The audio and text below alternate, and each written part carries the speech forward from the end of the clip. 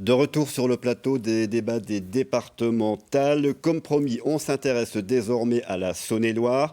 Et pour débattre des enjeux de ce scrutin dans ce département, sont avec nous ce soir André Acari, d'Hiver droite et président sortant. Bonsoir. Bonsoir. Également avec nous du Parti socialiste, Violaine Gillet. Bonsoir. Bonsoir. Je reçois également Dominique Lotte, que nous avons choisi de classer divers centres. On va en parler dans quelques instants. Bonsoir. Bonsoir. Le divers gauche, Yvan Maréchal, bonsoir. Bonsoir. Et du Rassemblement national, Aurélien Dutremble, bonsoir. Bonsoir. Tout d'abord, André Acari, je l'ai dit, divers droite, il y a 6 ans, lorsque vous vous étiez présenté, vous étiez aux Républicains. Aujourd'hui, vous n'y êtes plus. Je suis effectivement divers droite. C'est-à-dire, précisez-nous. Tout simplement, j'ai souhaité ne plus adhérer à un parti politique, proprement dit, mais être effectivement divers droite et divers centre. Il y a quelque chose qui vous dérangeait chez les Républicains ? Pas du tout, mais il m'a semblé qu'en plus, à la tête d'un département, je pense qu'il faut être en effet très ouvert. Et vous savez, on a mené une politique très pragmatique dans ce département qui correspondait, je pense, à cette sensibilité, effectivement. Vous êtes élu finalement par tous les habitants de ce département et je pensais qu'en effet, le fait de ne plus être vraiment sous l'emprise ou en tout cas sous une étiquette toute particulière, eh bien c'était aussi bien. La politique politicienne, pour moi, c'est derrière. C'est vraiment une politique pragmatique. On va approfondir dans un instant. Violaine Gillet, vous êtes toujours au Parti socialiste ? Toujours. Ce département de la Saône-et-Loire, il y a 6 ans, il basculait de la gauche vers la droite. Aujourd'hui, 6 ans plus tard, sur les 29 cantons que comptent les départements, vous n'êtes présent, vous ne portez des candidats que sur 19 d'entre eux. C'est faible. Qu'est-ce qui s'est passé en 6 ans ? Alors, je vais nuancer un petit peu. On porte des candidats dans le cadre du groupe Gauche 71 sur 22 cantons, exactement, c'est-à-dire 85% du territoire.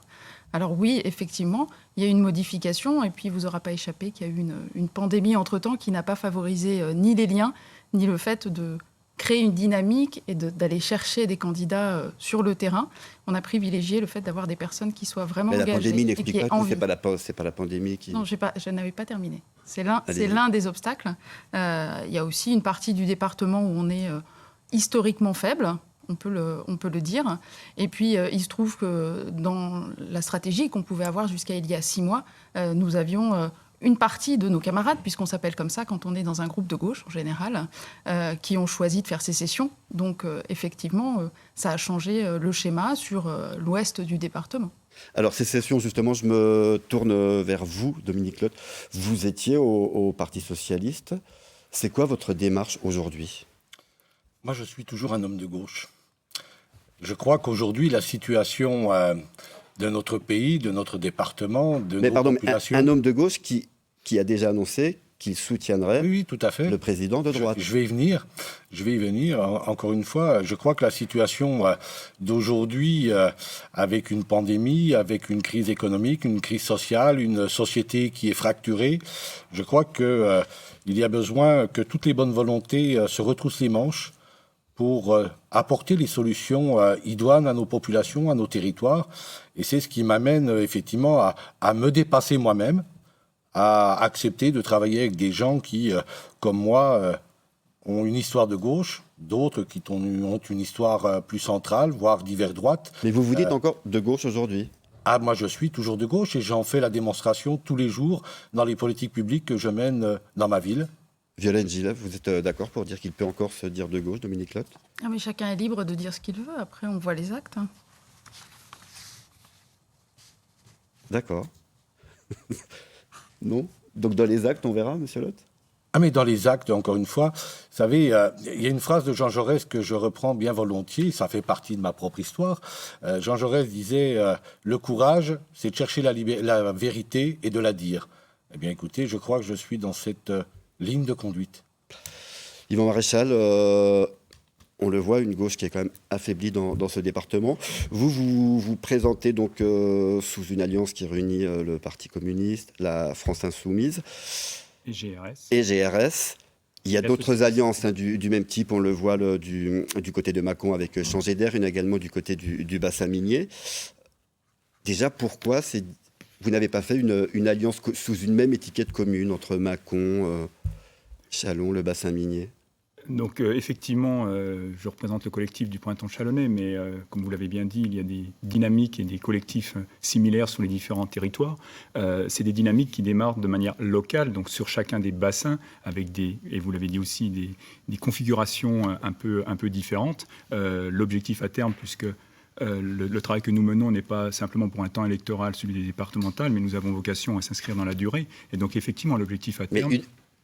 Une bannière commune, ça aurait été plus clair pour l'électeur? Ça aurait été effectivement plus clair, mais après, la réalité fait que chaque dynamique se développe d'une certaine manière, à un rythme différent. Mais nous avons vocation à trouver une bannière commune et à avoir un vrai travail à l'échelle du département. Mais c'était le bon moment, vous pensez, avec une gauche qui est un peu en difficulté? Vous avez essayé d'aller voir un petit peu gauche 71 pour... Je m'attendais un peu effectivement à cette question. Le collectif auquel j'appartiens, donc le Pointon Chalonnais, a effectivement déjà d'une part lancé un appel public, et à ma connaissance c'est le seul qui l'a fait, pour intéresser les citoyens. La preuve, je suis sans étiquette et c'est à cet appel que j'ai répondu. Il y a eu aussi un certain nombre de réunions, de rencontres avec d'autres collègues et d'autres forces de gauche qui nous ont fait savoir que soit la dynamique ne les intéressait pas, soit la dynamique était trop tardive, mais qui ne s'inscrirait pas dans cette démarche. Donc nous avons poursuivi notre collectif et présenté des candidats. Parce que pour la simple et bonne raison que nous estimons que nous avons des propositions nouvelles et des propositions différentes à faire et qu'il est toujours temps, c'est jamais le bon moment, donc il est toujours temps de les défendre dans un temps électoral. Eugène Gillet, on l'a dit, vous avez perdu une partie de vos troupes, alors, certains qui se dirigent vers la présidence actuelle. Est-ce que vous avez essayé de tendre la main à ces candidatures-là? On va relativiser, on parle de 2 cantons qui sont partis sur l'ensemble du groupe. La dynamique, nous, on l'a créée il y a maintenant plus de 6 mois, puisqu'on a travaillé très longuement avec Europe Écologie Les Verts, avec le Parti radical de gauche. On a tenté effectivement d'avoir un rassemblement encore plus large et on a travaillé longuement avec le Parti communiste, qui effectivement, tardivement, a fait le choix de partir sur le Chalonnais avec un appel citoyen. On ne peut pas travailler pendant 6 mois et puis à 1 mois de l'échéance, lancer quelque chose localement pour un appel plus ouvert. Moi, je le respecte, c'est une démarche et les électeurs feront leur choix. On a préféré le choix de l'unité. L'unité, c'est un combat qu'on va continuer de mener. C'est des échanges qui sont très ouverts et qui nous ont permis aussi d'avoir un programme qui est très riche, un projet pour la Saône-et-Loire qu'on a construit depuis décembre maintenant avec l'ensemble des parties prenantes qui sont autour de nous et pas contrairement à certains autour de cette table en un week-end le 23 mai. Je crois avoir aperçu ça sur des comptes Twitter. Je pense qu'un projet pour un département, ça mérite quelques soirées et quelques mois de travail. Dominique Lotte, pour l'instant, combien anciens de la gauche ont rejoint votre démarche? Aujourd'hui, nous sommes 4. 2 millions, mais vous pensez qu'à l'avenir, ça pourrait être plus? Oui, je pense que cette démarche ouvre une logique et une option que bon nombre de candidates, de candidats, et je l'espère de futurs élus UES et US, effectivement rejoindront au lendemain du second tour des élections départementales. Je crois que la fracturation de notre société, encore une fois, appelle à se dépasser. Et que les bonnes volontés, dans un contexte aussi particulier, aussi problématique, aussi dramatique, on parle de crise sociale, de crise économique, de crise sanitaire. Je pense aussi que la crise psychologique est encore devant nous. Aurélien Dutremble, vous, au Rassemblement national, vous n'avez pas ce problème, vous ne posez pas la question, quoi qu'il arrive, vous vous opposerez à la majorité en place? Sauf si c'est la vôtre, bien sûr. Pour la première fois, nous présentons 29 binômes sur l'ensemble du département, sur l'ensemble des cantons, tout simplement, ce qui est historique, qui est déjà pour nous, finalement, un premier succès, avant même l'élection. Et puis, comme vous le savez, on est, à l'heure actuelle, on n'est pas sortant, finalement, puisque nous n'avons aucun élu au conseil départemental. Donc, bien évidemment, nous nous positionnons pour intégrer ce conseil avec notre ligne, la ligne du Rassemblement national, bien évidemment. Nous avons, pour ce fait... C'est une première, hein, vous l'avez dit, vous êtes présent dans tous les cantons de ce département, oui, avec quand même quelquefois des candidats qui ne sont pas forcément résidents du canton. Tout à fait. Nous l'assumons puisque c'est une élection départementale. La dernière élection cantonale où, à l'époque, il y avait une réelle importance n'est plus là depuis 2008. L'élection départementale, la première avait eu lieu en 2015. Nous l'assumons clairement et je veux dire, il n'y a aucun problème sur ces statuts. Ce sont des gens qui connaissent le département avec des compétences, bien évidemment. 80% de nos candidats sont finalement novices en politique. C'est leur première bataille électorale. Et donc, ce sont des gens qui nous ont rejoints. Pas forcément avec l'étiquette Rassemblement National, mais en tout cas, ils s'intègrent tout à fait dans notre ligne, puisque c'est pour eux une façon finalement de s'opposer au pouvoir actuel. Vous avez espoir de remporter ne serait-ce qu'un canton, ou ça va être difficile ? Alors pour nous, le fait, si nous gagnons déjà un canton, ça sera un premier succès, bien évidemment. Mais nous avons vision sur plusieurs cantons déjà, bien évidemment. André Carry, je reviens vers vous. On le voit en 6 ans, la composition politique, en tout cas dans ce département, a un peu bougé quelque part. C'est votre œuvre après Attendez, aujourd'hui, les gens, les habitants de ce département, ils attendent des résultats. Plutôt que des cuisines électorales, ils attendent des résultats. On a essayé de remettre les choses en ordre en arrivant. Et ensuite, on est intervenu régulièrement sur des thématiques où il fallait intervenir, même si ce n'était pas tout à fait la loi, même si on est sorti du cadre de la loi. Et c'est sans doute ce qui a entraîné, parce que tout simplement, on avait une vision pragmatique. Mais ces lignes qui bougent, on dit au niveau politique, est-ce que c'est quelque part aussi pas un petit peu votre œuvre de votre présidence de ces 6 années ? Je ne sais pas si c'est une œuvre ou quoi que ce soit. Ce qui compte, c'est entraîner avec moi et avec mon équipe on va dire un mouvement pour régler les problèmes de ce département. Voilà, on a un enjeu fort. Et en plus, la crise sanitaire, derrière une crise sociale, une crise économique s'est ajoutée. Je pense que c'est le moment, en effet, d'avoir une démarche où on se met autour de la table et on essaie de trouver des solutions. Alors bien sûr, vous avez les axes classiques définis par la loi, mais vous avez des interventions, je le dis, pragmatiques. Et c'est là-dessus qu'on entraîne en fait un mouvement. Eh bien, on va justement y arriver tout de suite, puisqu'on va passer au premier thème que nous avons retenu pour ce débat. Nous avons décidé de nous poser la question de quels outils pour la Saône-et-Loire face à une population vieillissante. Et je vous propose, pour introduire cette partie, de regarder ces chiffres. Ils concernent la population du département. Selon l'INSEE, en 2017, 12,5% de la population avait plus de 75 ans et 19,7% entre 60 et 74, en Bourgogne. Seule la Nièvre a une part d'anciens plus importante. Et les projections de l'INSEE prévoient d'ailleurs que ce phénomène va encore s'accentuer. André Carry, si vous êtes reconduit, ce sera vraiment un des enjeux majeurs du mandat qui arrive ? Bien sûr, mais en fait, c'est le même diagnostic que j'ai pu faire en 2015.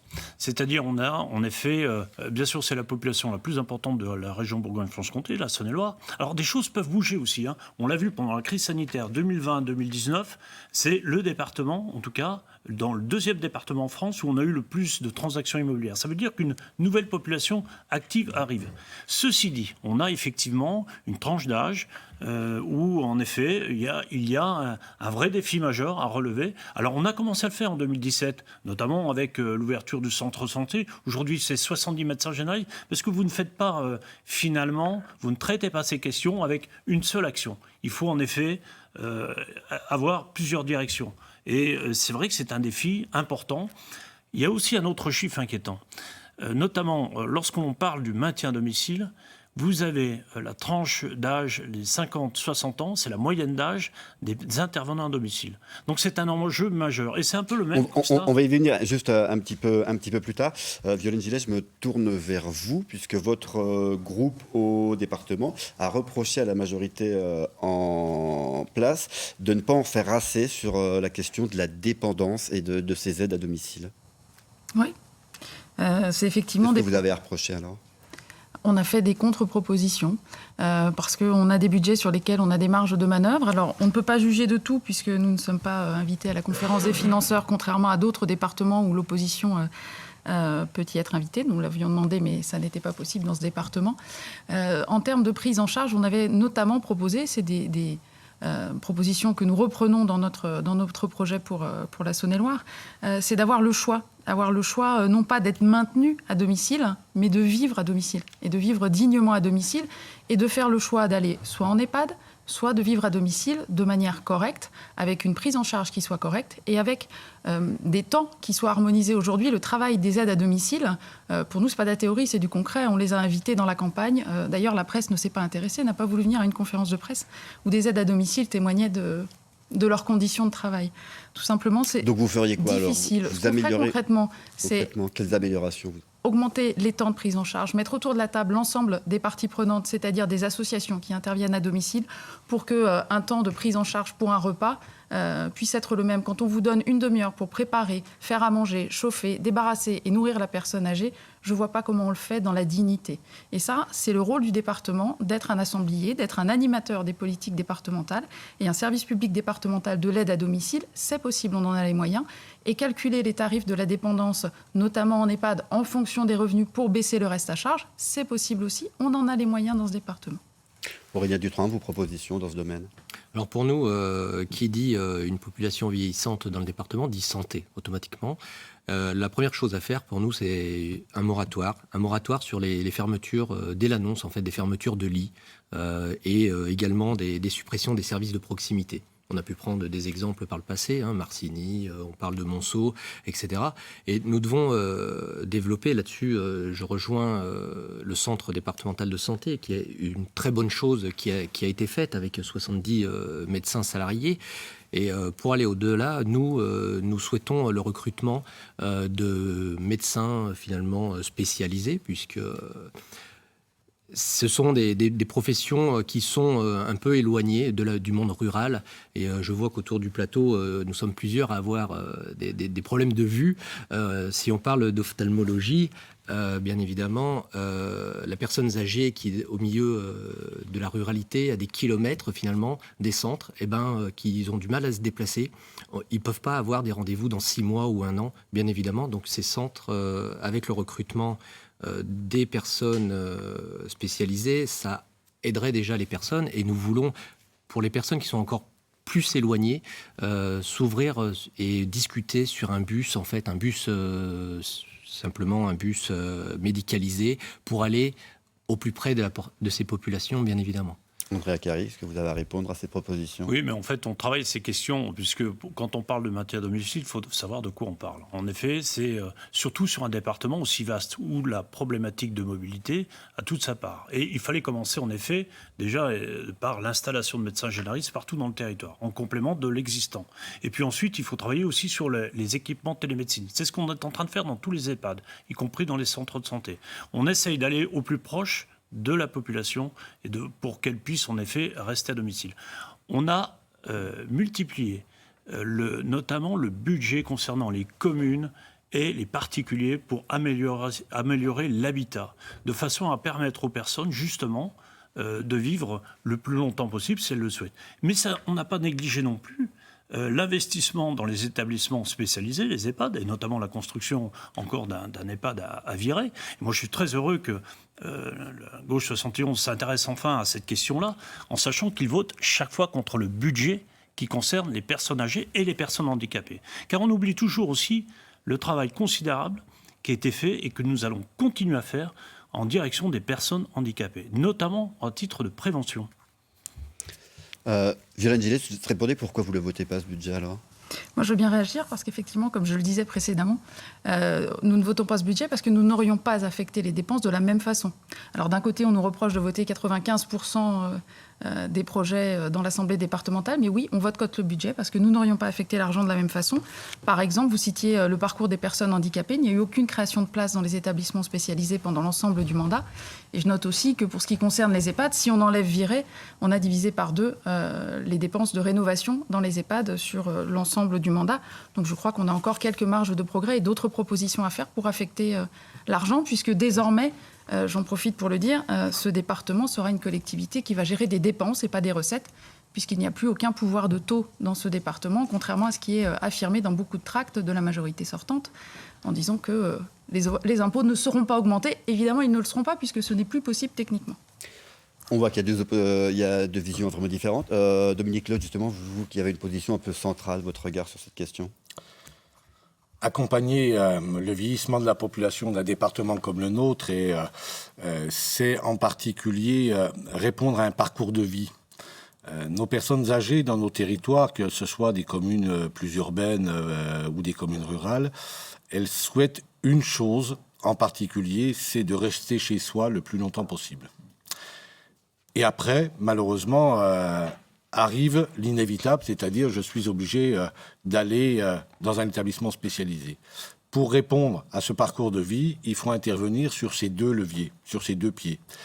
Donc il faut que le département soit très volontariste sur la question de l'adaptation du logement, d'accompagner les professionnels qui accompagnent ces personnes âgées ou ces personnes handicapées, je rejoins ce que disait André Acari, en professionnalisant, en formant, en améliorant leurs conditions de vie, de travail, de rémunération. C'est un impératif pour attirer des gens qui vont faire carrière dans ce type de métier. Il faut véritablement que ce soit un métier attractif. Et puis en EHPAD, il va falloir là aussi compléter l'investissement, compléter le nombre de places et puis rendre les conditions de vie les plus optimales possibles parce que c'est un moment particulier pour la personne elle-même, mais aussi pour les familles.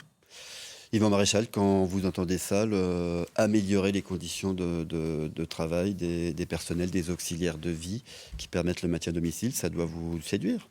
Oui, effectivement, mais je vais revenir quand même sur ce que disait M. Acari, qui était en permanence à nous parler de pragmatisme et avec l'idée qu'il n'y aurait pas de politique de gauche ou de politique de droite en la matière et en toute matière de compétences sociales du département.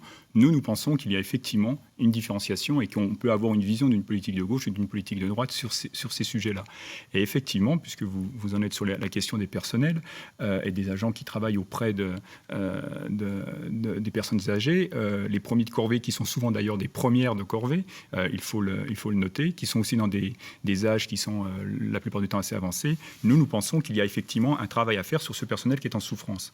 Il est en souffrance et donc les personnes âgées qui sont accompagnées par ces personnels se retrouvent elles-mêmes en souffrance. Donc il y a un travail important à faire sur la revalorisation du métier, revalorisation y compris salariale, sur la formation et également sur l'adaptation du travail. Parce que comme l'a dit M. Acari, le département est vaste et donc on s'amuse à faire aller les auxiliaires de vie d'un endroit à un autre avec des temps de trajet qui sont très difficiles à assumer, qui dans certaines associations ne sont même pas remboursés.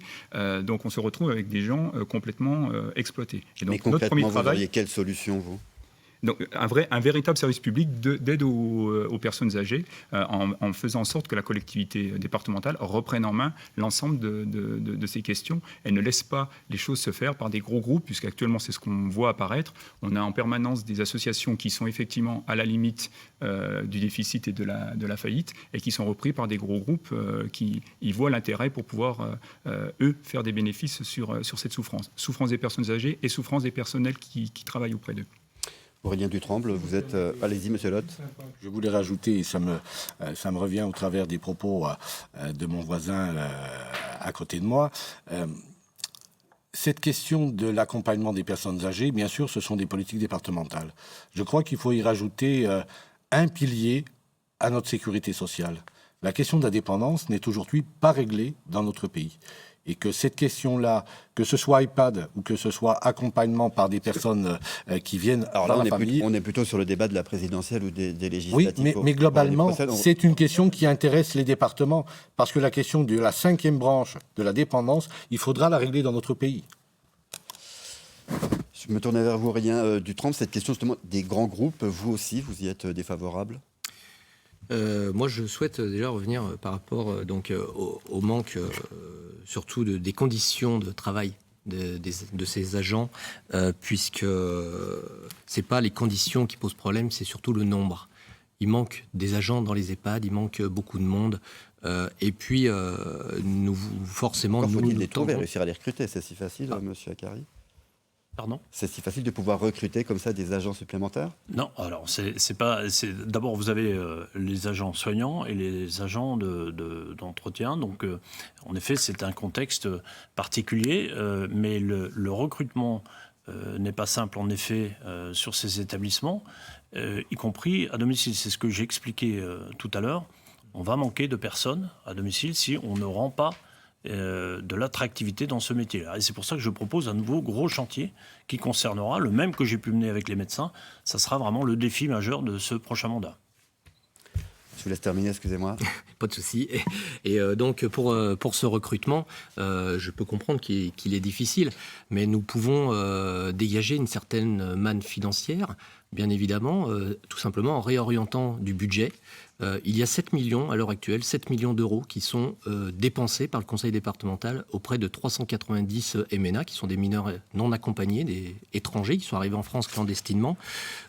Bien évidemment, ces 7 millions d'euros, ils peuvent aller dans le recrutement dans les EHPAD pour les personnels, afin d'améliorer l'accueil et le soin, bien évidemment. Et nous privilégierons également la MDPH, la Maison départementale des personnes à handicap, et également en soutien à l'APA, pour justement aller vers le maintien à résidence. Donc rediriger les crédits plutôt Oui. voilà, sur ce domaine-là. On va en terminer pour ce premier thème. On va aborder un deuxième thème dans un instant, mais juste avant, ce sont les questions flash. Les questions flash, des questions concrètes et précises que l'on vous a données à l'avance et qui appellent de votre part une réponse. Une phrase. On va débuter tout de suite avec la première. Le département doit-il être candidat pour expérimenter le RSA jeune ou pas? On va commencer par M. Akari et faire un tour de table. Au-delà du RSA jeune, ce qui est important, c'est évidemment que les jeunes puissent avoir un travail. Et c'est ce qu'on a proposé notamment pour cet été. Le département a augmenté... Donc c'est non? Suite à la crise et accompagne oui les communes. Sur le RSA jeune, M. Akari, oui ou non, le département doit-il être candidat, décidément? Non, mais on favorise l'emploi. Monsieur Lotte. Moi non plus, je ne suis pas favorable au RSA jeunes. C'est pas ce qu'attend notre jeunesse. Ils attendent une insertion sociale et professionnelle. Monsieur Dutramble. Non, car le RSA jeune, il s'agit finalement d'un aveu d'échec d'une politique menée. Les jeunes ne souhaitent pas des aides, souhaitent une sécurité pour... En une phrase. Monsieur Maréchal. Oui, nous sommes favorables au RSA jeune, puisque c'est une proposition de notre programme, parce que ça permettrait de résoudre une inégalité de droit sur cette tranche d'âge. Et contrairement à ce qui a été dit sur la table d'à côté, sur l'idée que c'était un assistanat déguisé, nous pensons qu'au contraire, ça permet à chaque jeune de pouvoir construire de manière sereine son parcours professionnel et son parcours de vie. Violaine Gilin. On a la majorité pénale, on est responsable pénalement à 16 ans en France, on peut voter à 18 ans, mais il faut attendre 25 ans pour qu'on vous tende la main. Donc oui, si la loi le permet, nous souhaiterions expérimenter, en tous les cas, une allocation individuelle d'émancipation pour permettre à ces jeunes que M. Akari n'a sans doute pas vu dans la commission d'aide pendant la crise et qui se retrouvaient sans aucun revenu. C'est donc oui. Voilà, c'est oui. Deuxième question, le département doit-il financer, ou en tout cas aider à financer, les programmes d'équipement de sécurité de type vidéosurveillance? Madame Gillet, tout d'abord. Le département le fait déjà, nous l'avons voté. Alors il y a quand même des questions à se poser au préalable de comment on l'accompagne. Est-ce qu'il y a la communauté éducative notamment est concernée? Il n'est bien évidemment pas question de filmer à l'intérieur des collèges des mineurs, mais sécuriser les abords en prenant en compte les différentes parties prenantes, en les informant, et puis avec quels moyens humains au bout pour surveiller. Oui, mais pas n'importe comment. Monsieur Lotte, puis Monsieur Akari. Oui, je suis favorable. Alors, je ne retiens pas le terme de vidéosurveillance, mais le terme de vidéoprotection. C'est complètement différent dans l'esprit. Nous avons déjà évidemment accompagné les communes qui souhaitaient mettre en place, donc oui. Monsieur Dutramble. Oui, pour la vidéoprotection aux abords des collèges et aux abords des exploitations agricoles pour éviter les attaques des animaux, bien évidemment, et des vols. Monsieur Maréchal. Je vais être celui qui est un peu différent. Non, nous ne sommes pas favorables à un financement de la vidéosurveillance pour la simple et bonne raison que déjà, ce n'est pas, à part la question des collèges, la compétence première du département, mais que nous préférons, nous, au titre des compétences sociales, prévenir plutôt que guérir, et donc plutôt investir massivement dans des personnels et dans des moyens humains présents sur les territoires, et donc par exemple sur les éducateurs de prévention de la sauvegarde, qui sont une politique qui ont été mises à mal par la plupart des agglomérations, en particulier les agglomérations qui étaient gouvernées par les LR. Question suivante, limitation de vitesse. Faut-il rester à 80 ou revenir à 90 km/h? Monsieur Maréchal, puis Monsieur Akari. Nous n'avons pas d'avis préconçu en la matière. Nous, on pense qu'il serait nécessaire de concerter et d'évaluer les effets du passage à 80 km/h pour permettre le retour à 90 km/h avec des limitations sur les zones dangereuses. Voilà. Mais par contre, En une phrase, merci. Monsieur Carry. Écoutez, il y a une commission le 12 de la sécurité routière avec le département et on étudiera notamment les voiries qui sont dans la continuité des départements qui ont passé la vitesse à 90. Mais on va le regarder avec beaucoup d'attention parce que ce qui prime, c'est la sécurité routière. Donc nous allons le faire, mais d'une manière très posée et avec l'avis. Une fois qu'on aura passé la sécurité routière, eh bien, si nous sommes en majorité, on demandera l'avis à tous les élus du département. Monsieur Dutremble. Oui, pour le passage à 90 km/h, comme plus de la moitié des départements qui l'ont déjà engagé. Madame Gillet. Avec un équilibre entre la sécurité et la continuité des parcours, pourquoi pas? On peut se poser la question, mais jusqu'à présent, le sujet n'a jamais été abordé avec les élus du conseil départemental, avec une carte et des éléments, donc difficile de vous répondre. Monsieur Lotte. Oui, mais faisons de la dentelle, c'est-à-dire travaillons la chose sur une carte, comme l'a dit Violaine Gillet, avec concertation des élus, concertation des associations de sécurité routière, de la dentelle. Dernière question flash. La Saône-et-Loire, c'est un territoire qui est vaste et divers.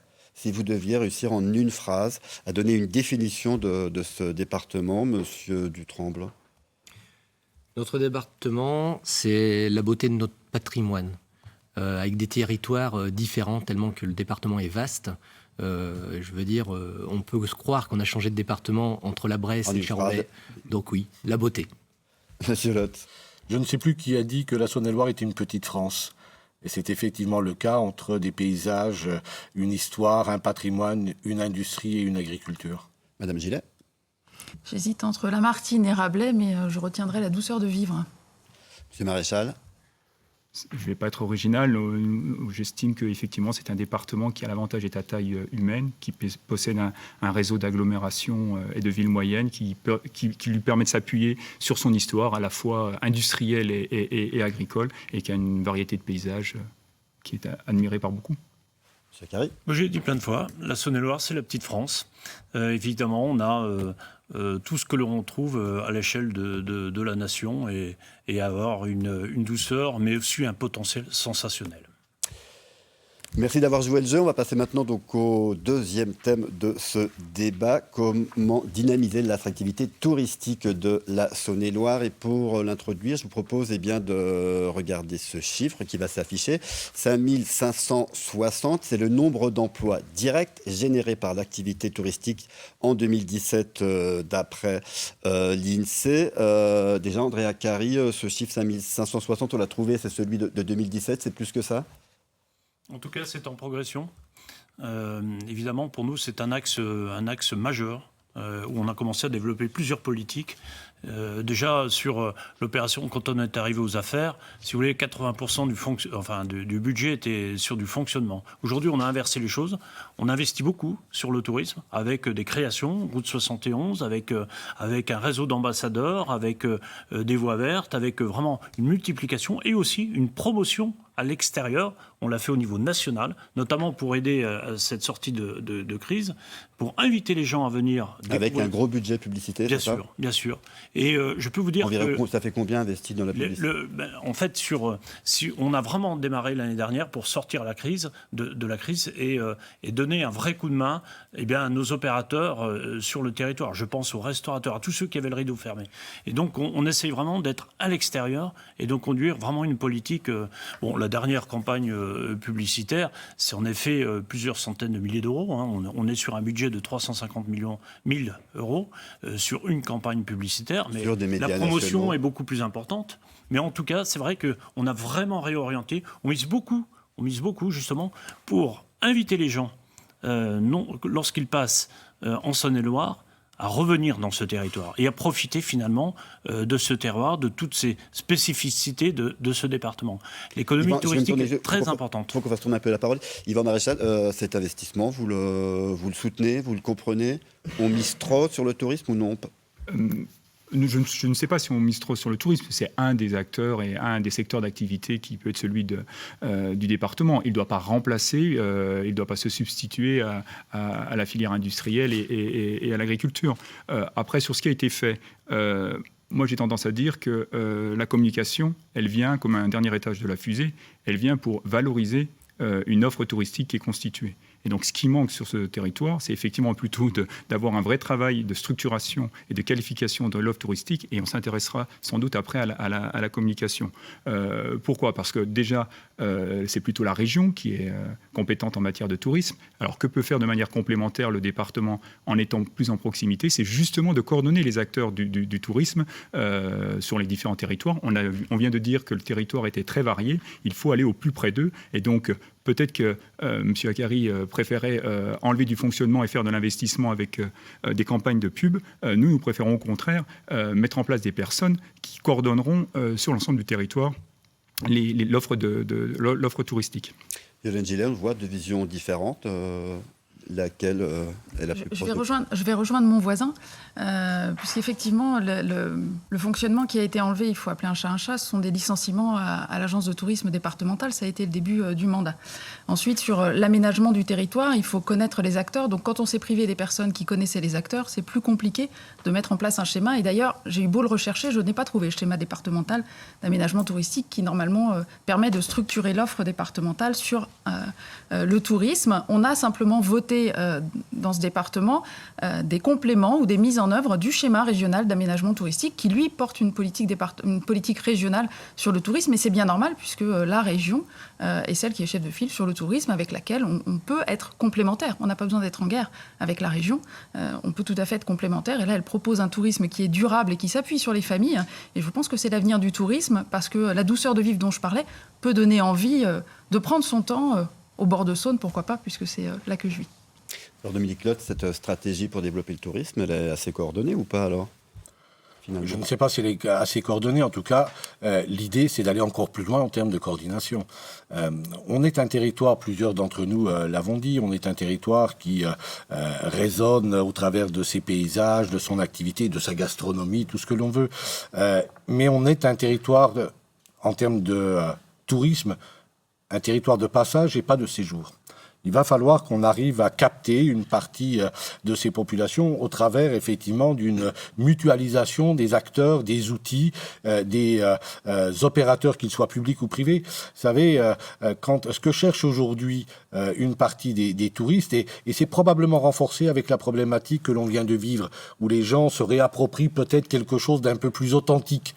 Eh bien, essayons de leur proposer des choses authentiques dans nos territoires, avec peut-être aussi l'hypothèse de packs touristiques avec une diversité d'activités plutôt que d'aller bronzer idiot sur... Quand vous parliez de séjours plus longs, quand vous parliez de séjours plus longs, on pense qu'il y a eu pendant longtemps un projet d'installation d'un center park qui ne serait pas enterré. Vous le soutenez toujours? On en est où, vous, par exemple? Aujourd'hui, c'est toujours un projet qui, semble-t-il, est encore dans les cartons de la part de Pierre et Vacances. Je ne sais pas, on verra bien ce qu'il en sera réellement. Aujourd'hui, bien malin qui sait ce qui sortira in fine de la perspective. Mais vous aimeriez qu'il s'implante? Vous avez ce souhait? Ça a été quelque chose qui a été soutenu en son temps et dont j'ai fait partie, oui, tout à fait. Vous, André Akari, votre vision sur ce projet-là, c'est un projet de la majorité précédente Et d'ailleurs, au départ, lorsque ça a été présenté par Arnaud Montebourg, c'est un projet que j'ai soutenu. Aujourd'hui, nous n'avons plus de nouvelles. Nous, vous savez, on a une habitude sur ce type de projet. En général, ce qu'on présente, on le fait derrière. Voilà. Aujourd'hui, on n'a aucune visibilité sur ce projet. Mais à l'époque, effectivement, nous avons soutenu ce projet. Mais est-ce qu'il manque une grande infrastructure de ce type-là? C'est sur laquelle on travaille. C'est sur laquelle on travaille. C'est le projet notamment Éclat. Un parc de spectacle et justement historique et de spectacle. Et donc là, c'est pareil, c'est quelque chose qui se construit doucement. Et là, on va rentrer dans une phase de débat public, maintenant que les conditions sanitaires nous le permettent. Et puis surtout que, en effet, le projet commence à se dessiner. Aurélien Dutremble, au Rassemblement national, votre vision sur cette stratégie sur le tourisme? Alors il faut une grande infrastructure type Center Park, c'est souhaitable? Pardon? Il faut une grande infrastructure type Center Park ou autre? Le projet Éclat me paraît plutôt très intéressant. pour l'avenir du département sur le point de vue touristique. Bien évidemment, si on fait rayonner la Saône-et-Loire sur l'ensemble du pays, bien évidemment que c'est un projet intéressant. Mais nous savons surtout ce que nous ne voulons pas sur la Saône-et-Loire. Donc développer des projets, oui, à étudier. Et ce que nous ne voulons pas, c'est l'implantation d'éoliennes.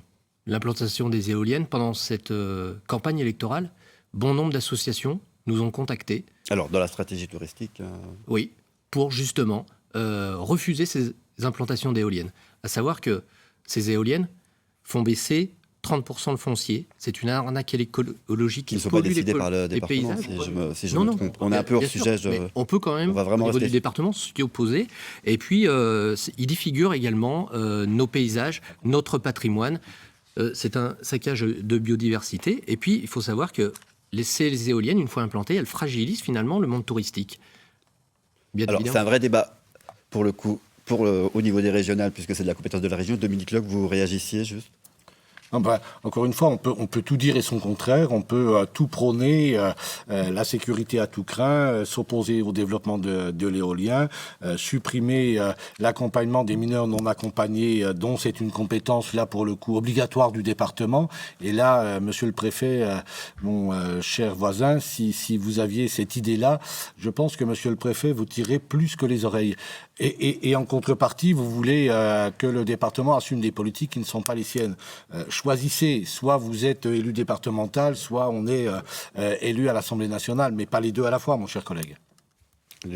Juste une question, puisqu'on a parlé des grandes infrastructures, la question également des grands événements. Il y a eu un temps en Saône-et-Loire, un festival, les Franco-Gourmandes. C'est un peu la volonté de la majorité précédente, pas la vôtre, celle d'avant, de développer un grand événement pour attirer en fait du monde, pour faire connaître ce département. Est-ce que selon vous, c'est souhaitable ? Est-ce qu'il manque un grand événement dans ce département ? Oui, parce que nous avons tellement finalement de domaines sur notre département. Nous pouvons penser à divers grands événements, aussi bien tournés sur le viticole, ou bien sur le patrimoine, ou la gastronomie, tout simplement, que nous retrouvons sur notre département, bien sûr. Violaine Gillet ? Alors, on a perdu effectivement les Franco-Gourmandes, je le regrette, c'était un choix. Et à l'époque, on nous avait expliqué qu'on allait voir ce qu'on allait voir. Il y allait avoir beaucoup d'autres choses en termes d'attractivité. Il y a eu le country break, c'était le projet. Je ne sais pas quels ont été les résultats, on n'en a pas eu le retour à ma connaissance. Il y a eu la tour du Haut-Folin, qui n'a pas été construite. On l'attend, elle a été construite ailleurs, en France. Donc, pour l'instant, j'ai vu beaucoup d'investissements. Vous avez cité 350 000 euros de communication. Vous avez oublié les 300 000 de l'an dernier, sur lesquels nous n'avons toujours pas non plus de retour en termes d'impact. Apparemment, il semblerait compliqué de calculer des retours d'impact de communication dans le département de Saône-et-Loire. Là où ailleurs, c'est possible. Mais je ne doute pas qu'à un moment donné, les touristes arriveront. Je vous laisse répondre, André Carry. Oui, mais Madame Gillet confond un peu tous les dossiers. C'est son habitude. Elle parle de projets qui étaient portés par la mandature précédente. Elle a même oublié Clunicat. Nous n'avons pas cette habitude-là. Lorsqu'on présente un projet, nous, derrière, on le fait. Donc, c'est vrai qu'on peut toujours repartir sur des projets qui ont été présentés comme la tour du Haut-Folin, vous dites. Mais franchement, la tour du Haut-Folin, je vous rappelle que c'était un projet porté avec la Nièvre, mais c'était un projet, en effet, qui était présenté avant l'arrivée de notre mandature. Et bien sûr, la réponse est intervenue. Mais je vous rappellerai que les investisseurs privés, à la fin, décident. Ils ont décidé effectivement d'aller en Alsace parce que sans doute l'accueil a été meilleur. Mais je rappelle quand même, les grands projets phares de la mandature précédente, il ne reste plus rien. Nous n'avons jamais vu arriver Clunicat, nous n'avons jamais vu arriver pour l'instant Center Park, et les Franco-Gourmandes, largement financées par les deniers publics, avec des sociétés notamment basées à Neuilly-sur-Seine, ont disparu. Voilà. Non, alors, elles ont été dans un autre département et ensuite elles ont disparu. Laissez répondre, Madame Gilles. Elles sont effectivement allées à Tours. Et pour vous répondre, pour connaître le dossier, il y a effectivement eu de l'argent public qui a été investi, mais de manière transparente, qui a été voté. On était sur à peu près 400 000 euros. Et Morgan Prod, dont on parle, qui fait par ailleurs les Francopholies de La Rochelle, a perdu plus d'1 million sur l'ensemble des éditions des Francopholies de La Rochelle. 25 sociétés à l'intérieur, pas facile de savoir. Bien sûr, mais parce qu'ils sont organisés comme ça. Mais je ne pense pas que ça vous pose problème, vous qui êtes vous-même dirigeant de société. Donc je pense que vous savez comment comment on Mais s'organise vous en savez matière qu'ils de sont société. partis parce qu'ils ont J'aurais regretté une le manque dernière du remarque. financement de la région. Ils ne sont pas partis à cause du département. Bien sûr. Ils l'ont écrit officiellement. Ils l'ont écrit officiellement. J'aurais juste un dernier point sur lequel je voudrais intervenir, c'est quand même Éclat. Parce que ce projet Éclat dont on entend parler là, moi j'aimerais bien j'aurais aimé qu'on en entende parler davantage dans l'hémicycle, puisqu'on en a parlé il y a plus de 18 mois. Le président Akkari s'était engagé sur notre amendement à mettre en place une commission de suivi, puisque la question se posait de l'utilisation des terres agricoles, de la préservation de la ressource et de la non-utilisation de l'argent public. Je constate qu'aujourd'hui, les choses se font de manière très peu transparente, avec des agents publics du département qui interviennent sur le terrain. Donc c'est de l'argent public qui est déjà engagé sur ce projet a priori privé. Yvan Maréchal, vous vouliez intervenir? Oui, mais toujours concernant le projet Éclat, je vais revenir sur la méthode qui serait la nôtre. Nous pensons qu'il faut d'abord coordonner les acteurs locaux, travailler avec les acteurs locaux pour définir ce que l'on souhaite faire. Et donc peut-être que ça arrivera à un projet de type parc touristique, mais construit par les acteurs locaux. Nous ne croyons pas aux projets extérieurs qui arrivent plaqués, comme Center Park ou autre, donc des projets qui sont plaqués de l'extérieur, sans aucun lien avec le territoire. Et je rejoins Violaine Gillet, un projet qui pour le moment est dans les cartons. Peut-être que certains connaissent les tenants et les aboutissants de ce projet, mais il n'est présenté à personne et on va engager la concertation une fois qu'il sera totalement ficelé. Si je rajoute la dimension écologique, c'est-à-dire je vois que vous me faites signe, c'est-à-dire la prise de terre agricole, nous sommes contre ce projet pour l'instant, dans la forme qu'il a. Le message est passé, M. Maréchal. On arrive bientôt au terme de cette émission. Chacun d'entre vous va pouvoir conclure en 50 secondes. L'ordre a été tiré au sort juste avant cette émission et c'est par vous que nous allons commencer, André Akkari. Avant que vous preniez la parole, on va montrer les binômes qui se présentent face à vous dans votre canton de Paray-le-Monial. Il y en a 2 autres, un de gauche et un du Rassemblement national. La parole est à vous, vous avez 50 secondes. Merci. Ben écoutez, 5 bonnes raisons de voter pour les candidats de la majorité, des partenaires. C'est la première raison, c'est la santé, avec la poursuite du recrutement des médecins généralistes et des médecins spécialistes, l'installation dans l'ensemble des centres de santé et des EHPAD de la télémédecine. La deuxième raison, c'est un département qui protège nos aînés et nos personnes handicapées en investissant massivement sur le maintien à domicile. Et puis la troisième raison, c'est tout simplement un bon cadre de vie avec le plan environnement qui est en route. La quatrième raison, c'est un département attractif avec Route 71, nos ambassadeurs, les voies vertes, etc. Et puis la cinquième raison, c'est un département qui prépare l'avenir, c'est-à-dire une RCA qui sera terminée fin 2023, un très haut débit qui sera fini d'installer fin 2023. Donc comme ça, aucun territoire de la Saône-et-Loire ne sera oublié. Merci, vous avez respecté le temps, très bien. Aurélien Dutremble, vous avez tiré le numéro 2, même chose, vous êtes candidat, je le rappelle, sur le canton de Mâcon 1. Face à vous, 3 binômes, 2 de droite et 1 du... Oh, je n'ai plus l'autre. C'est pas grave, on les a vus à l'écran et à partir de maintenant, vous avez 50 secondes, c'est à vous. Alors nous, en étant présents sur l'ensemble des cantons pour la première fois, comme je le disais tout à l'heure, en 2017, les Saône-et-Loiriennes et les Saône-et-Loiriens ont fait confiance à Marine Le Pen et au Rassemblement national à hauteur de 39%. En 2019, ils ont renouvelé leur confiance au Rassemblement national pour les européennes et la liste menée par Jordan Bardella. Aujourd'hui, nous demandons et nous souhaitons que ces électeurs nous continuent à nous faire confiance, bien évidemment, sur l'ensemble du département. Et puis, c'est à nous aussi de prendre les rênes, bien évidemment, par canton. Nous sommes là pour s'implanter durablement dans le paysage politique du département. Voilà. Merci. Numéro 3, Violaine Gillet, vous êtes candidate sur le canton de Cergy. Face à vous, 3 autres binômes, un de droite de la majorité sortante, un du centre soutenu par La République En Marche et un du Rassemblement national. Violaine Gillet, vous avez 50 secondes, c'est à vous. Nous sommes dans le groupe Gauche 71, des représentants de l'ensemble du territoire, de tous les métiers confondus. Un groupe qui s'est construit dans la durée et qui a eu envie d'imaginer, de bâtir un projet pour les Saône-et-Loiriennes, que je représente aujourd'hui assez modestement sur ce plateau. Et pourtant, on est élus en binôme, hommes et femmes. Voilà, je le souligne, je me permets. Et on a construit ce projet aussi pour les Saône-et-Loiriens, bien sûr. Et dans ce projet, vous allez retrouver les valeurs de la gauche, parce qu'on s'appelle Gauche 71, on n'a pas besoin de se cacher. Et on a la volonté d'affirmer, d'afficher nos valeurs, on a le courage de les dire. On est dans une volonté de transparence et de travail et dans la constance de l'engagement, parce que nous croyons vraiment que c'est à plusieurs qu'on peut trouver les solutions et à plusieurs que l'on va Je dois plus loin. C'est terminé, c'est désormais au tour d'Yvan Maréchal. Vous êtes candidat sur le canton de Châlons 3. Les 3 binômes qui se présentent face à vous s'affichent actuellement sur votre écran. Un de gauche, un de droite et un du Rassemblement national. Vous avez 50 secondes, c'est à vous. Oui. Donc la crise du Covid a mis en lumière les effets destructeurs des politiques libérales des dernières décennies sur les services publics, sur les politiques sociales, sur les politiques de solidarité. Et les principales victimes en sont les populations modestes et l'écosystème. Nous ne pouvons plus nous contenter à ce jour de simples aménagements, mais nous devons engager une véritable rupture pour répondre aux enjeux de justice sociale et de transformation écologique. Il est nécessaire, il est plus que temps de répondre aux premiers de corvée, et comme je l'ai dit pendant le débat, qui sont souvent des premières de corvée.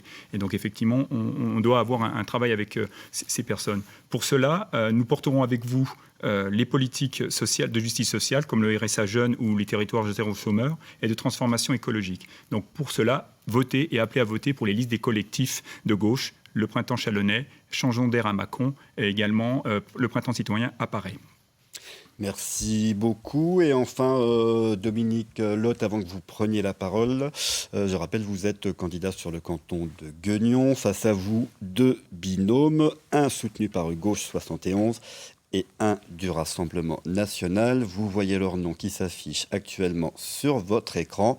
Et à partir de maintenant, Dominique Lotte, vous avez 50 secondes. Il y a 7 à 8 ans, le département était une instance publique, une institution publique dont on se demandait quel était l'intérêt, notamment au niveau national. Aujourd'hui, plus personne, quel que soit le camp politique, considère que le département n'a plus son utilité. C'est le grand frère de nos populations âgées, de nos populations handicapées, de notre jeunesse et de nos territoires au travers de ces communes et de ces intercommunalités. Il nous faut, au travers de cette élection départementale et sur le mandat qui vient, effectivement être innovant, être réactif et d'être en capacité à pouvoir apporter les réponses idoines à toutes les questions de société qui se font jour. Donc l'étiquette Saône-et-Loire Unie, c'est une étiquette qui veut se dépasser, qui veut innover. Merci, votre temps est écoulé. En tout cas, merci à vous 5 d'être venus débattre. C'est fini donc pour ces débats des départementales sur France 3. N'oubliez pas d'aller voter. Le premier tour, c'est ce dimanche et bien évidemment à suivre toute la soirée électorale sur notre chaîne. Bonne soirée à tous.